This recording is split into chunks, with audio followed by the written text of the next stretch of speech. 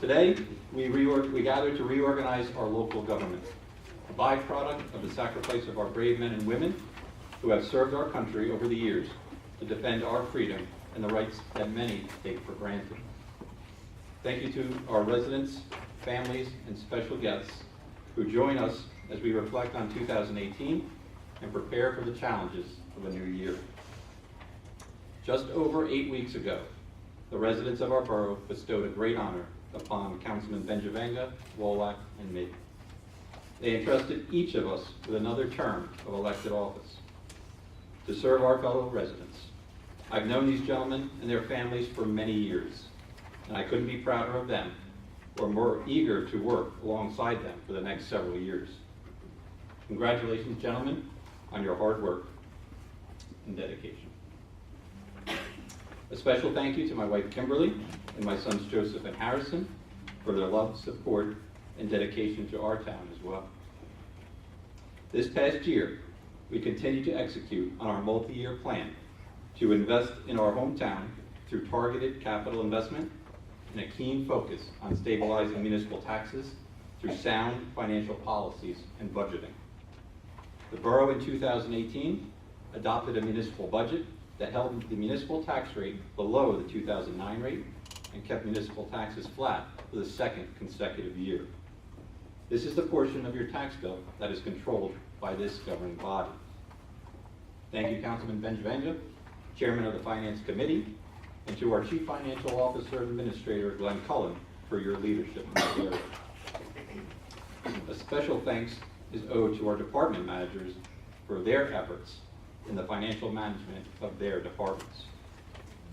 The borough continues to have one of the lowest tax rates in Middlesex County. It's important to note that these budgetary accomplishments are not the net result of layoffs or service cuts.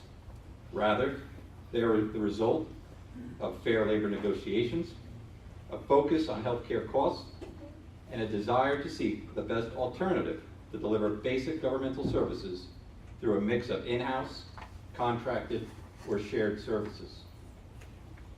Once again, the financial rating agencies reaffirmed the borough's AA credit rating and their outlook. The borough had its most aggressive road improvement program in recent memory, if not history. A total of 10.1 miles, or roughly 10% of the roadways under the borough's jurisdiction, were paved in 2018.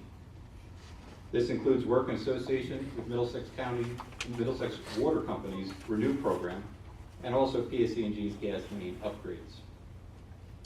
Critical infrastructure upgrades were completed, including the installation of storm sewers on Orchard Drive and Rizzoli Terrace.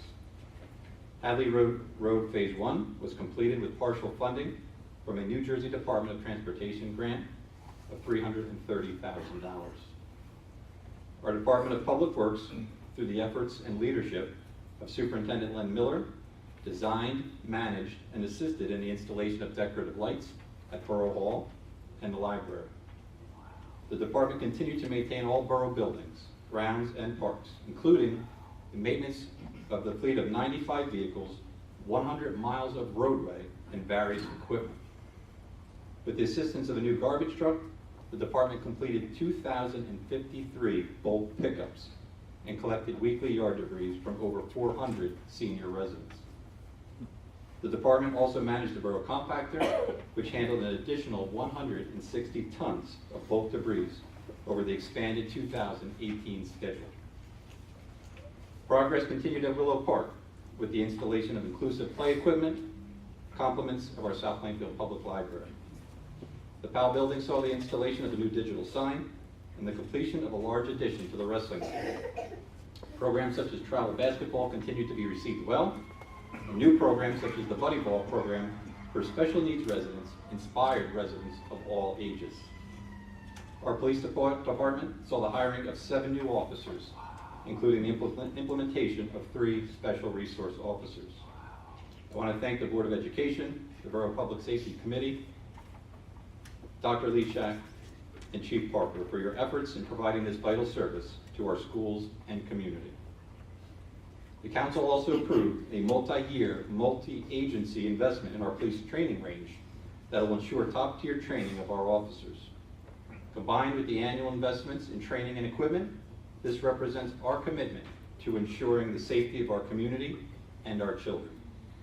Thank you, Chief Parker, once again for your continued leadership of both our police department and the Office of Emergency Management.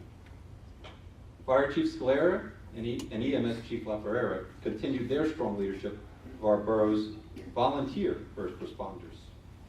Over 50 active rescue squad volunteers donated over 21,000 hours of service and responded to over 800 calls last year. And they do remain one of the only squads in the county that does not bill for their service. The fire department remained active, seeing an increase of 220 calls and hundreds of hours of firefighter training. These fine and women continue to dedicate their time to train and respond to resident calls, and we thank them for their dedication.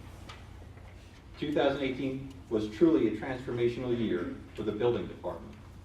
New computer terminals were installed in every employee desk, and with the inclusion of new construction manager and zoning manager software with shared access across all borough departments. The borough's telephone system was replaced to allow for better functionality across the borough.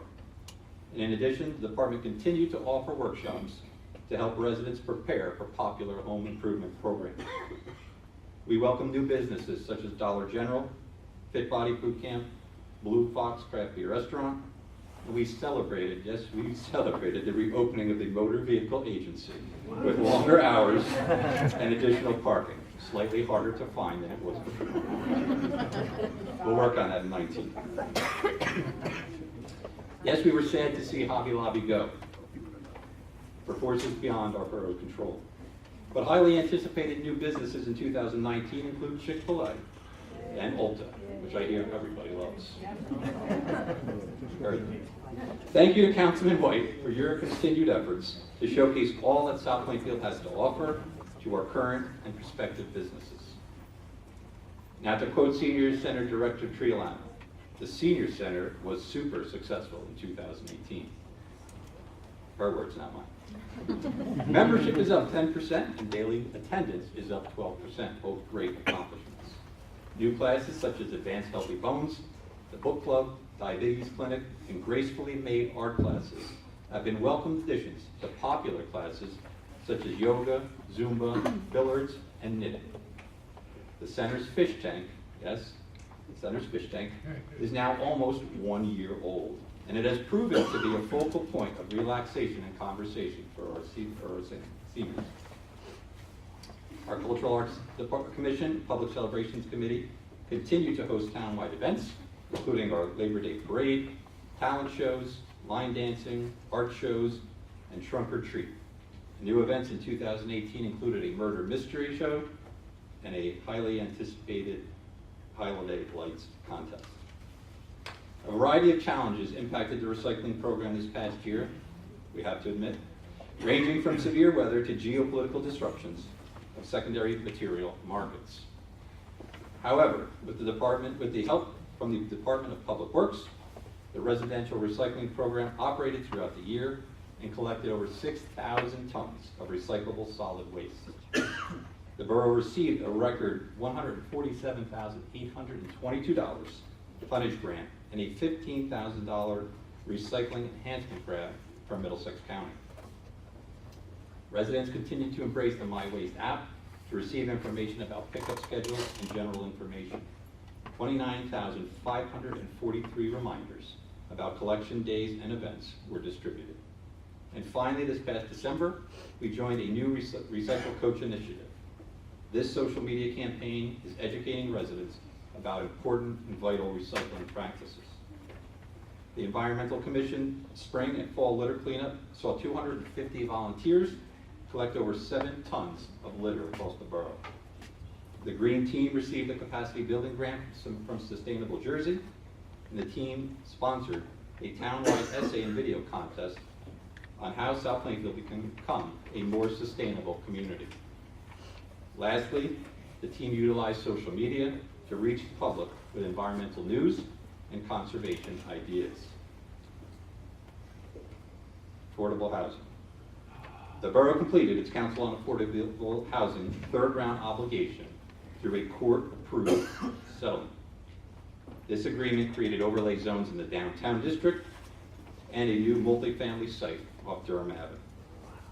This agreement was bipartisan because it limited the borough's exposure to high-density housing.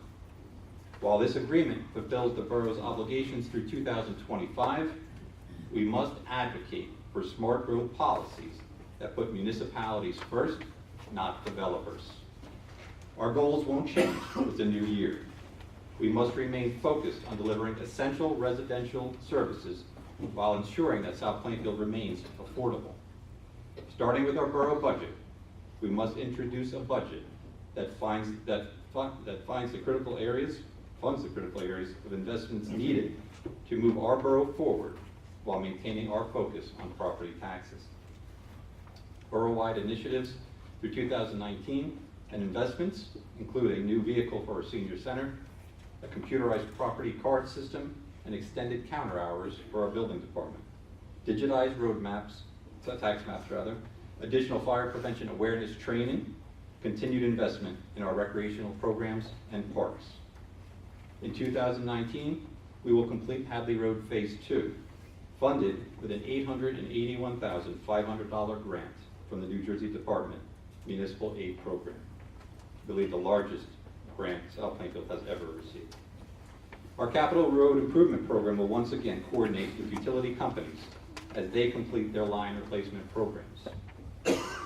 We will invest in additional police and EMS vehicles and expand the critical K-9 program with a third K-9 officer made possible through a recently announced grant from Alpha Assembly Solutions. 2019 will also allow for unprecedented resident involvement in major borough decisions.